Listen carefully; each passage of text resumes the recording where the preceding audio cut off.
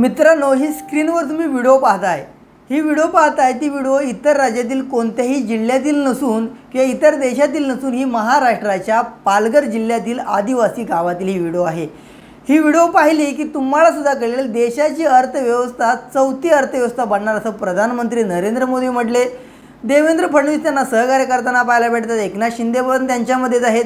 पण खरोखरच ज्या ठिकाणी महाराष्ट्रामध्ये सर्वात जास्त टॅक्स भरला जातो, देशाची आर्थिक राजधानी मुंबई आहे आणि याच राज्यामध्ये जर अशा पद्धतीनं आदिवासी गावातील लोकांना, आपल्या पालघर जिल्ह्यातील तरुणांना, मुलींना किंवा लहान लहान मुलांना जर अशा पद्धतीनं शिक्षण घेण्यासाठी जीव धोक्यात टाकून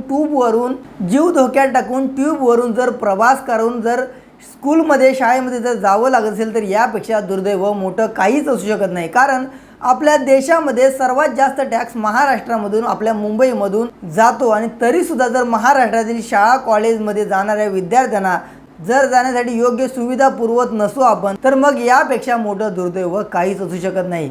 प्रत्येकाने आवाज उठवला नाही तोपर्यंत यावरती योग्य ते निर्णय घेतले जाणार नाही। महाराष्ट्रामध्ये सर्वात जास्त जर काही ठिकाणी जर बघितलं आदिवासी पाड्यामध्ये जाऊन, तर खरोखरच त्या ठिकाणी अजूनसुद्धा रस्तेसुद्धा नाही काही ठिकाणी, आणि अशाच पद्धतीनं त्या तरुणांना, आदिवासी मुलांना स्कूलमध्ये शाळेमध्ये जावं लागतं। मागच्याच वेळी अजून एक व्हिडिओ व्हायरल झाला होता, त्यामध्ये एक काही चिमुकले होते नदीच्या पाण्यातून, कमरे एवढ्या पाण्यातून जाताना आपल्याला पाहायला भेटलं होतं। खरोखरच महाराष्ट्र जर सर्वात जास्त टॅक्स भरत असेल, मग महाराष्ट्रातल्या शाळा कॉलेजमध्ये जाणाऱ्या विद्यार्थ्यांना किंवा शाळांची परिस्थिती का सुधारली जात नाही असा प्रश्न निर्माण होतो। तर या व्हिडिओवरती तुमची प्रतिक्रिया नक्की कमेंट करा।